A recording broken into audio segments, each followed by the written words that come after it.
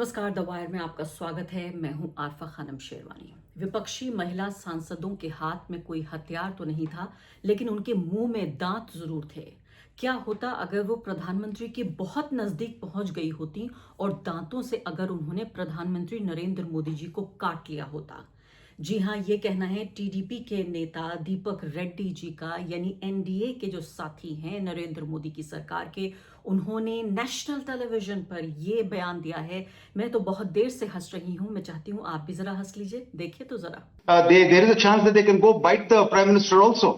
I mean, Bite the if not, prime there is no minister? reason. Yeah. I mean, if Deepak not, there Reddy is no bite reason the to prime go minister? pro. I mean, they don't have any weapons, so at least they have the teeth. आप देख रहे हैं, बिल्कुल सीधे मुंह के साथ रेड्डी जी कोई मजाक नहीं कर रहे हैं। ये बाकायदा उनका डर था कि कहीं ऐसा ना हो कि तीन ये जो राक्षसियां थीं, यानी राक्षस नहीं बल्कि महिला राक्षसियां जो थीं, ये जाके प्रधानमंत्री के नजदीक देश की संसद में, उनके पास कोई हथियार बरामद नहीं हुए, लेकिन कम से कम उनके मुंह में दांत थे। उन दांतों से अगर प्रधानमंत्री को काट लिया होता तो आप सोचिए राष्ट्रीय सुरक्षा के लिए कितना बड़ा खतरा होता। इतना बड़ा खतरा था ये कि बाकायदा आपने देखा कि महिला एंकर ने कई बार पूछा कि आप वाकई इस बात को क्या सही मायनों में आप कह रहे हैं, और वो हंसने लगी और उसको विश्वास नहीं हुआ।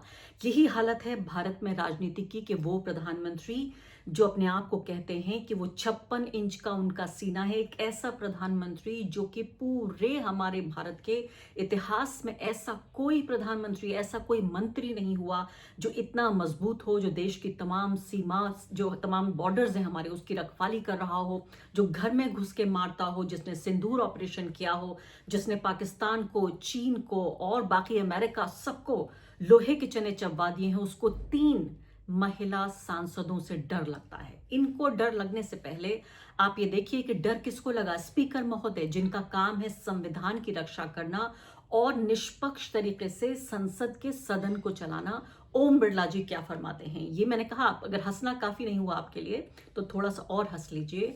हमारे बिरला जी क्या कह रहे हैं वो मैं आपको सुनवाती हूँ। जरा दिल थाम के बैठिए थोड़ी देर और सुनिए वो क्या कह रहे हैं।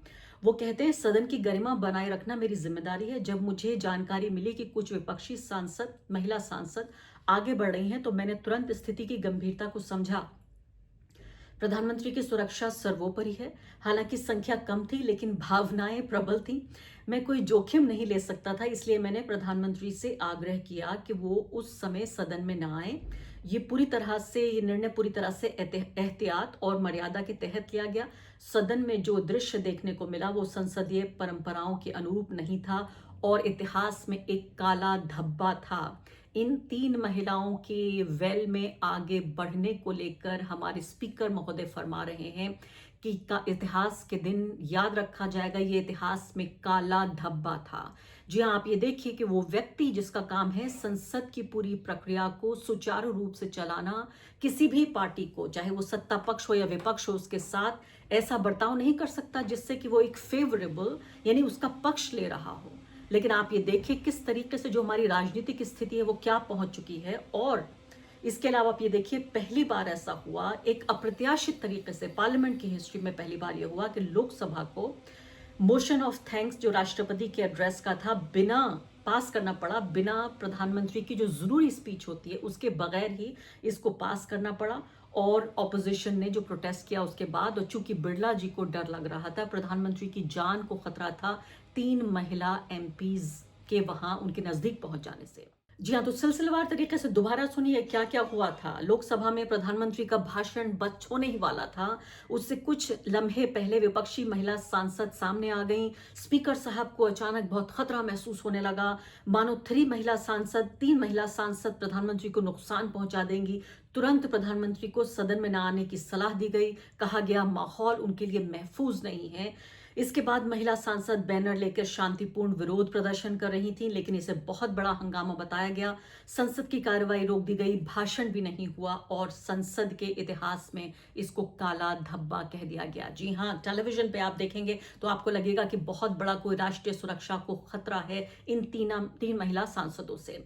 याददाश्त जो है वो बहुत महत्वपूर्ण चीज़ है, इसीलिए बार बार इतिहास को सही तरीके से लिखने की हम बात करते हैं।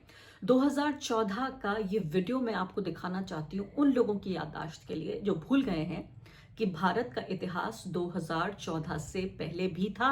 2014 से पहले भी भाजपा सदन में हुआ करती थी, सत्ता पक्ष नहीं विपक्ष के तौर पे। 2014 का राज्यसभा का ये वीडियो मैं आपके सामने लेकर आई हूं।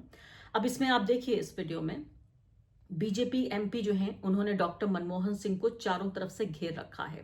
बाकायदा उनके चेहरे पर बिल को फाड़कर फेंका जा रहा है। कैमरे पर आप देख रहे हैं, बिल फाड़कर उनके चेहरे पर फेंका जा रहा है। बाकी कागज जो आप देख रहे हैं फिलहाल, ये उनके चेहरे पर चस्पा लगभग कर दिया गया है। इसके बाद आप आगे देखिए और देखिए किस तरह से कांग्रेस पार्टी के जो सांसद हैं वो चारों तरफ से घेर रखा है उन्होंने प्रधानमंत्री को, ताकि वो बोलते रहें। और इस सब के बावजूद लगातार अवरोध फैलाने की कोशिश हो रही है। प्रधानमंत्री भागे नहीं कहीं से, उस वक्त के प्रधानमंत्री डॉक्टर मनमोहन सिंह, और उन्होंने ये भी नहीं कहा कि उनकी जान को खतरा है। मुझे लगता है कि वो इतने अहम प्रधानमंत्री नहीं थे कि उनके साथ कुछ हो जाए और देश के लिए ये खतरा माना जाए।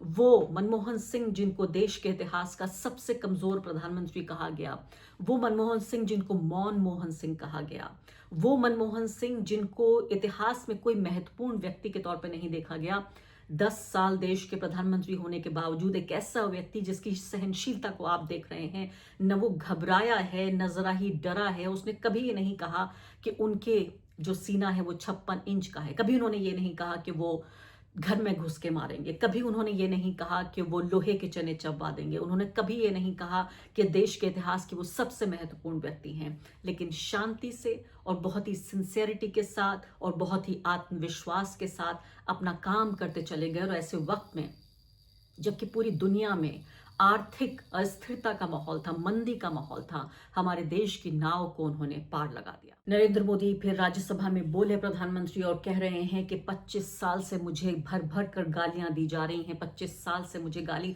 इसलिए दी जा रही है क्योंकि उन्हें इस बात को लेकर, उन्हें यानी कांग्रेस पार्टी को और जो पूरा लिबरल समुदाय है, या मैं कहूंगी जो पॉलिटिकल ऑपोजिशन है, उन्हें सबसे ज्यादा इस बात से विरोध है कि आखिर नरेंद्र मोदी जैसा कोई व्यक्ति प्रधानमंत्री कैसे बन गया। आगे बढ़ते हैं और वो कहते हैं कि मेरी कब्र खोदने की क्यों ये साजिश की जा रही है, क्यों वो मेरी कब्र खोदना चाहते हैं, क्योंकि मैंने नॉर्थ ईस्ट में शांति ले आया हूं, मैं घर में घुसकर मैं मारता हूं, यानी कि देश ऐसे मकाम पर आ गया जहां हम घर में घुस के मारते हैं। हमने सिंदूर ऑपरेशन किया, हमने माओवादियों को मजा चखाया या माओवाद को पूरे तरीके से खत्म कर दिया। इस तरह से बाकायदा उन्होंने खुद इस वीडियो को ट्विटर पर पोस्ट किया है। 20 मिनट का ये वीडियो है जिसमें बड़ी बड़ी में बातें कर रहे हैं कि उन्होंने क्या कुछ कर दिया है। और आप सोचिए कि मणिपुर में नॉर्थ ईस्ट का नाम ले रहे हैं उस भाषण में, इसी वक्त जब वो बात कर रहे हैं मणिपुर में इस तरह के हालात हो रहे हैं वहां पर। फिर दोनों समुदाय एक दूसरे के आमने सामने आ गए हैं और तमाम ये पूरी कोशिश जो की जा रही है वो क्यों कर रहे हैं प्रधानमंत्री। क्या वाकई जो यूएस इंडिया डील है उसमें एक तरह से पूरे देश को और देश की अर्थव्यवस्था को, जिस तरह से ऑपोजिशन आरोप लगा रहा है कि गिरवी रखने की एक पूरी कोशिश नजर आ रही है, गिरवी रखने की एक मजबूरी नजर आ रही है, क्या उसके तहत ऐसा किया जा रहा है? क्या कहा प्रधानमंत्री ने, देख लेते हैं राजस्थान। और मुझे किसी ने पूछा था, मोदी जी आपके स्वास्थ्य का क्या राज है? मैंने कहा मैं डेली 2 किलो गाली खाता हूं।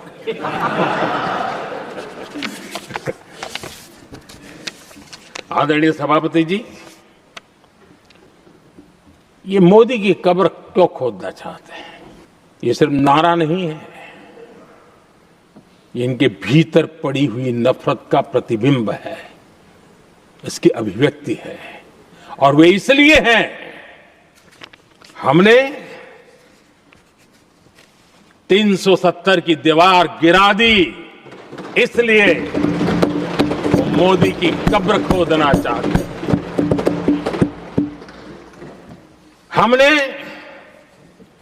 नॉर्थ ईस्ट में बम बंदूक और आतंक का जो छाया बना रहता था, नॉर्थ ईस्ट में शांति और विकास का राह अपनाई, इसलिए वो मोदी की कब्र खोदने पर सोच रहे हैं।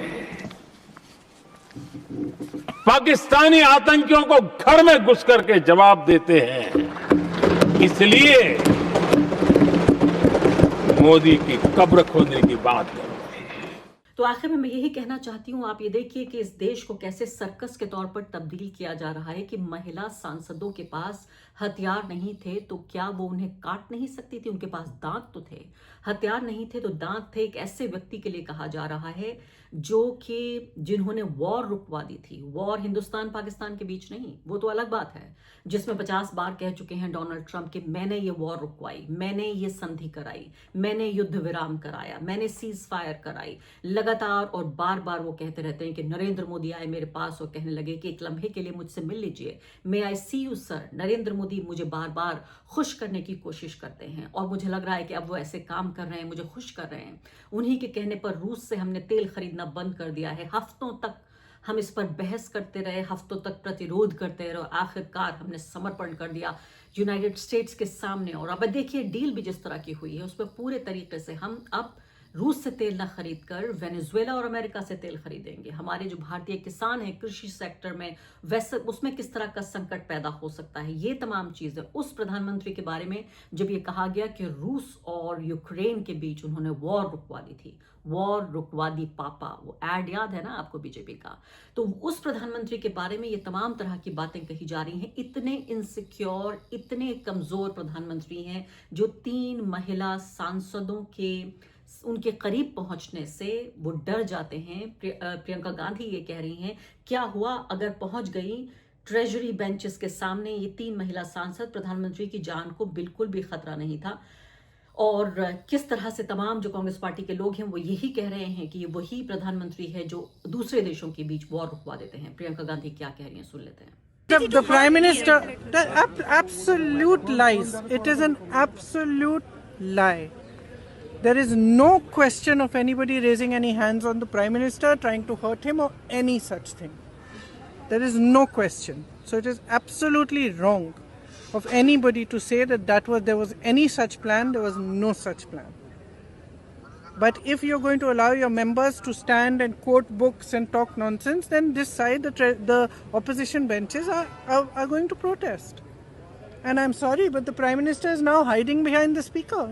They are making the Speaker say all this. Because yesterday he did not have the guts to come in the House. What? Because 3 women were standing in front of his bench? What nonsense is this? The wire के और videos देखने के लिए subscribe करें और bell icon पर click करें। स्वतंत्र पत्रकारिता की आर्थिक मदद करने के लिए डिस्क्रिप्शन में दिए गए लिंक पर जाएं और अपनी राशि चुनें।